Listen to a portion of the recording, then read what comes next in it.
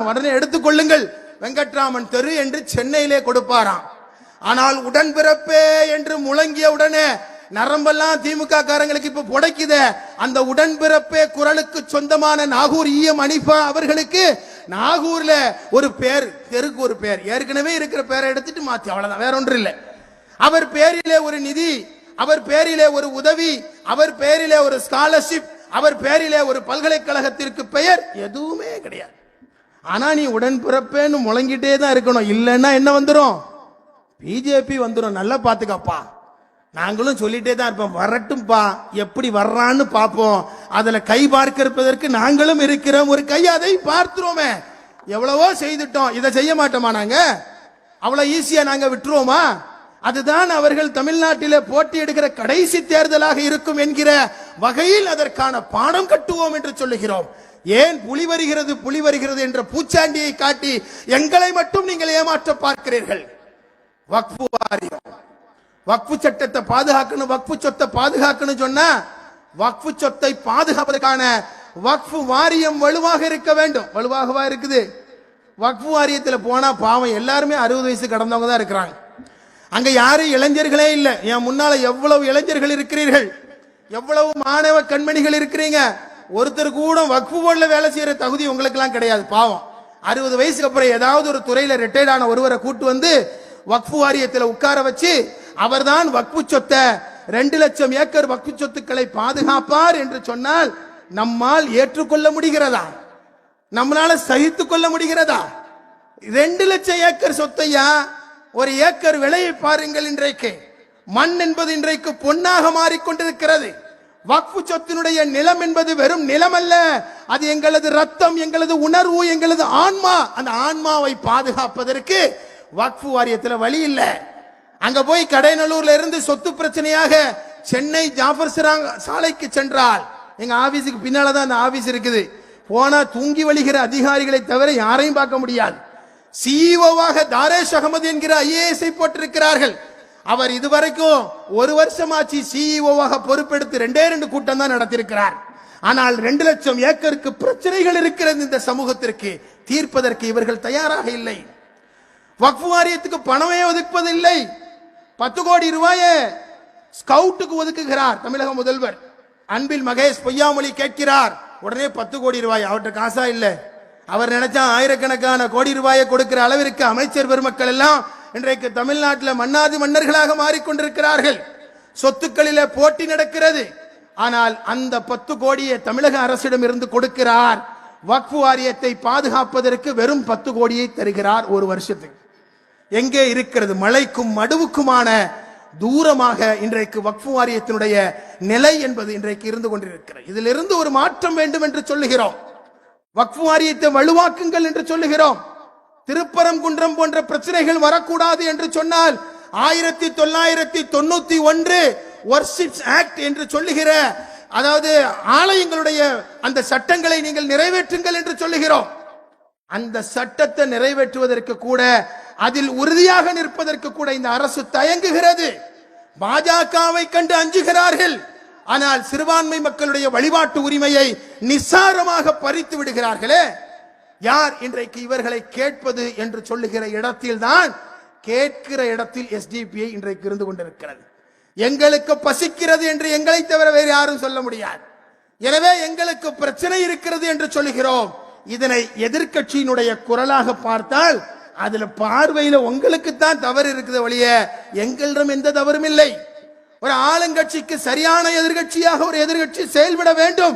எனவே நாங்கள் சிறுபான்மை சமூக மக்கள் அத்தனை பேருக்குமான குரலை நாங்கள் எழுப்பிக் கொண்டிருக்கிறோம். இந்த நாட்டிலே பாதிக்கப்படுகிற எல்லோருக்குமான குரலாக நாங்கள் குரலை எழுப்புகிறோம். ஏன் HRNC என்று சொல்லுகிற இந்து சமய அறநிலையத்துறையிலே ஒவ்வொரு முறையும் எவ்வளவு சொத்துக்கள் மீட்கப்பட்டது என்று சொல்லி சேகர் பாபு அவர்கள் பேட்டி கொடுத்து கொண்டே இருக்கிறார். இந்த அரசு ஆன்மீக அரசு என்று சொல்லுகிறார். அந்த அளவிற்கு சொல்லுகிற ஒரு அமைச்சர் இதே முதலமைச்சருடைய அமைச்சரவையில இருக்கிறார். அதே அமைச்சரவையில இருக்கிற சிறுபான்மை சமூகத்துடைய சிறுபான்மைத்துறை அமைச்சர் அண்ணன் நாசர் அவர்களால் ஒரு இடத்தையாவது நாங்கள் வக்ஃபு வாரியத்தின் சார்பாக மீட்டெடுத்தோம் என்று சொல்ல முடிகிறதா? புலம்பிக் கொண்டே இருக்கிறோம். ஆனால் கேட்பதற்கு நாதி இல்லை என்று சொல்லுகிற நிலைதான் இன்றைக்கு இருக்கிற. எவ்வளவு பிரச்சனைகள் இருக்கிறது. கடையநல்லூர் என்று சொன்னால் கடையநல்லூருடைய மக்களிடையே மிகப்பெரிய பிரபலமான ஒரு ஃபைசுல் அன்வார் என்று சொல்லுகிற மதரசா இருக்கிறது. 100 ஆண்டுகளை கடந்த மதரசா. 100 ஆண்டுகளை கடந்து இந்த சமூகத்திற்காக இந்தியா முழுவதும் அல்ல உலகம் முழுவதும் ஆலிம்களை அனுப்பி கொண்டிருக்கிற கடையநல்லூரினுடைய அடையாளமாக மாறி போய் இருக்கிற ஃபைசுல் அன்வார் இருக்கிறது. தமிழ்நாடு அரசு, நான் சமூக நீதி அரசியா, இந்த மதரசாவிற்கு நான் ஏதாவது உதவி செய்ய வேண்டுமா என்று கேட்டு வந்திருக்கிறார்களா ஒரு முறையாவது? கேரளாவிலே இன்றைக்கு தினம் தினம் பாராட்டுகிறாரே தமிழக முதல்வர் பினராயினுடைய அரசு, அங்கே மதரசா வெல்ஃபேர் போர்டு என்ற ஒரு போர்டை வைத்திருக்கிறது. அந்த மதரசா வெல்ஃபேர் போர்டு மதரசாக்களிலே பணிபுரிகிற அங்க இருக்கிற ஆலிம்களுக்கான உதவித்தொகையை அரசாங்கம் வழங்குகிறது. நீங்கள் அர்ச்சகர்களுக்காக வேண்டி உதவித்தொகை வழங்குகிறீங்களா இல்லையா தமிழ்நாட்டிலே தமிழக அரசு? இது ஒரு ஆன்மீக அரசு என்று சொல்லி பெருமைப்பட்டுக் கொள்வதற்காக எல்லா காரியங்களையும் செய்கிற நாங்கள் பாராட்டுகிறோம், அது வேற ஒரு விஷயம். ஆனால் எங்களுக்கு ஏன் புறக்கணிக்கிறீர்கள் என்று கேட்கிறோம். இந்த கூட்டத்தின் வாயிலாக நான் ஒரு கோரிக்கையை முன்வைக்கிறேன். தமிழகம் முழுவதும் ஆயிரக்கணக்கான மதரசாக்கள் செயல்படுகிறது. அந்த மதரசாக்கள் அரசாங்கத்துடைய நிதி உதவியின்றி அங்கீகாரமற்று இன்றைக்கு மிகவும் கஷ்டப்படுகிற பொருளாதார இக்கட்டிலே வாழ்ந்து கொண்டிருக்கிறது, செயல்பட்டுக் கொண்டிருக்கிறது. அங்கே பணிபுரிகிற கேரளாவை போல அங்கே பணிபுரிகிற குறைந்தபட்சம் அதனுடைய ஆசிரியர்களுக்கு அரசாங்கம் அழகான ஒரு நல்ல சம்பளத்தை வழங்குவதற்காக வேண்டியாவது தமிழக அரசு அதை முன்னெடுக்க வேண்டாமா? சரியான முறையில் அதற்கென்று மதரசா வெல்ஃபேர் போர்டு என்று சொல்லி அல்லது மதரசா டீச்சர்ஸ் வெல்ஃபேர் போர்டு என்று சொல்லி ஒரு போர்டை உருவாக்கி அதற்கு கண்ணியத்திற்குரிய ஜமாத்துல் உலமா போன்ற அமைப்பினுடைய தலைவர்களை அதனுடைய நிர்வாகிகளாக ஆக்கி அந்த மதரசாவினுடைய அந்த செயல்பாட்டிற்கு ஒரு காரணமாக அமைய வேண்டாமா? இதெல்லாம் சேர்ந்ததுதான் சமூக நீதி அரசு. சமூக நீதி அரசு என்று சொன்னால் பெயருக்கு சமூக நீதி என்று குறிப்பிடுவதல்ல. முஸ்லிம் சமூகத்தின் சார்பில் ஒருவன் பாதிக்கப்பட்டால், இந்த தமிழ்நாட்டிலே எவனொருவன் மதத்தாலோ இனத்தாலோ மொழியாலோ பாதிக்கப்பட்டால் பாதிக்கப்பட்டது தானாக உணர்ந்து அரசு களமிறங்க வேண்டும். அதுதான் சமூக நீதி அரசு. 36 ஆயுள் சிறைவாசிகளை விடுதலை செய்யுங்கள் விடுதலை செய்யுங்கள் என்று நாங்க கத்தாம கத்தி தொண்டை தண்ணி வத்தி எஸ்டிபிஐ ரோட்டில் நின்றுதான் அவர்களை விடுதலை செய்ய வேண்டும் என்று சொன்னால் அது எப்படி சமூக நீதி அரசாக இருக்க முடியும்? 3.5% இடஒதுக்கீடு 2008 கொடுக்கப்பட்டது. இன்றைக்கு வரை சிறுபான்மை சமூக மக்களுக்கு கல்வியிலும் வேலை வாய்ப்பிலும் வழங்கப்பட்ட 3.5% இடஒதுக்கீடு என்ன நிலையில் அது செயல்பட்டுக் கொண்டிருக்கிறது என்பது கூட தெரியவில்லை. ஒரு வெள்ளை அறிக்கை வேண்டும் என்று சொல்லி எஸ்டிபிஐ கேட்கிறது. அந்த இடஒதுக்கீட்டிலே ஒரு அநீதி இருக்கிறது என்று நாங்கள் குற்றம் சாட்டுகிறோம். தமிழகத்துடைய அரசு திரும்பி கூட பார்க்கவில்லை. அதை உயர்த்தி தருவோம் என்று சொல்லி, இடஒதுக்கீட்டை உயர்த்தி தர பரிசீலிப்போம் என்று சொல்லி திராவிட முன்னேற்ற கழகத்துடைய 2021 சட்டமன்ற தேர்தல், 2024 பாராளுமன்ற தேர்தலில் 243வது வாக்குறுதியாக நீங்கள் வழங்கி இருக்கிறீர்களே, கொஞ்சமாவது அந்த புக்கை திரும்பி பார்த்தீங்களா? அதுல நாங்க முஸ்லிம்களுக்காக என்ன சொல்லி இருக்கிறோம் என்று நீங்கள் பார்த்தீர்களா? கிறிஸ்தவர்களுக்காக என்ன சொல்லி இருக்கிறோம் என்று பார்த்தீர்களா? இல்லை.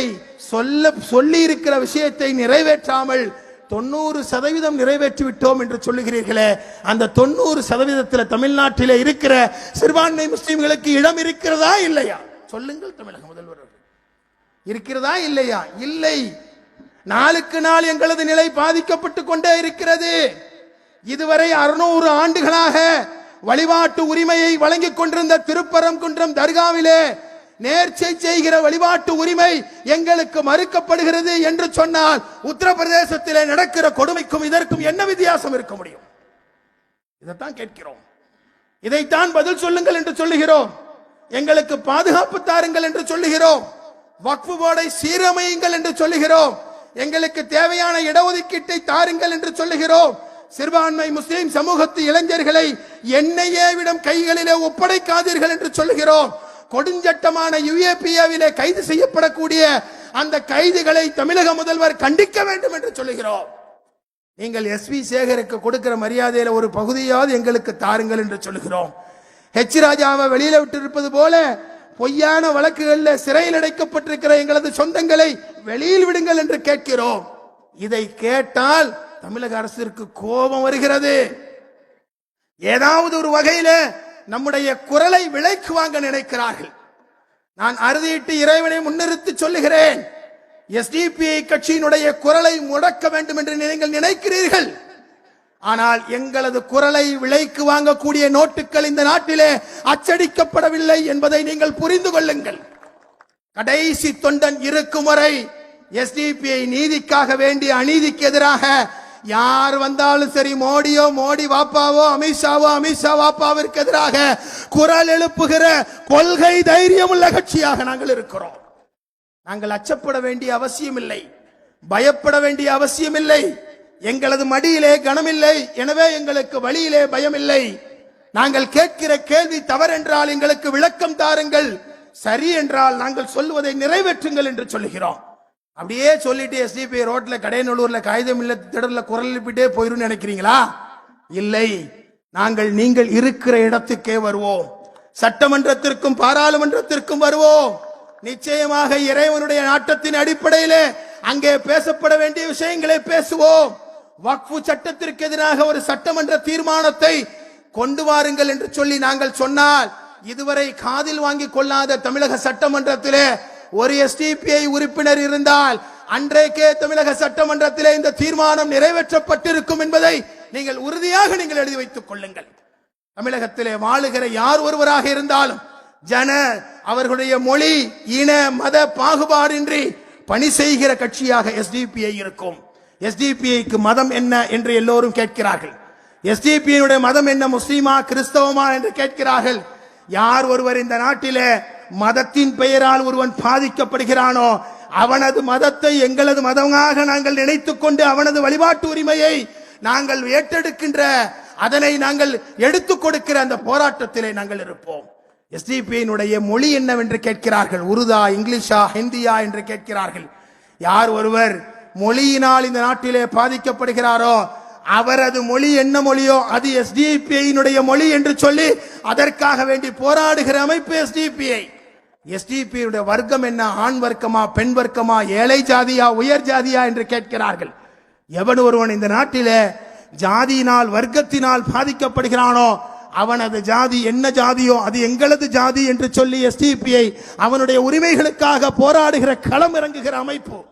மக்கள் எஸ்டிபிஐ நம்பிக்கொண்டிருக்கிறார்கள், எஸ்டிபிஐ நம்புகிறார்கள். எஸ்டிபியின் பின்னால் இன்றைக்கு அணிதிரண்டு கொண்டிருக்கிறார்கள். அதன் காரணமாக இன்றைக்கு அரசாங்கத்திடத்திலே வலுவான கேள்விகளை நாங்கள் எழுப்புகிறோம். சட்டமன்றங்களிலே பாராளுமன்றங்களிலே முடக்கப்படுகிற பல எம்எல்ஏக்கள் எங்களை தொடர்பு கொள்கிறார்கள். எஸ்டிபிஐ களத்தில் கொஞ்சம் குரல் எழுப்பினால் தான் எங்களுக்கு கொஞ்சம் மரியாதை இருக்கும்பா, இந்த விஷயத்தை சட்டமன்றத்தில் பேசுகிற வகையில் நீங்கள் குரல் எழுப்புங்கள் என்று சொல்லுகிறார்கள். அப்படித்தான் எஸ்டிபிஐ இந்த நாட்டிலே வாழுகிற சட்டமன்ற பாராளுமன்றத்திலே இல்லாவிட்டாலும் கூட எங்களது குரலாக அங்கே ஒலிக்கிற வகையில் வலுவாக உண்மைக்காக வேண்டிய எஸ்டிபிஐ இன்றைக்கு போராட்டத்தை நடத்தி கொண்டிருக்கிறது. அந்த வகையிலே வரவிருக்கிற 27ஆம் தேதி வரை எஸ்டிபிஐ தமிழ்நாடு முழுவதும் போராட்டங்களை நடத்துகிறோம்.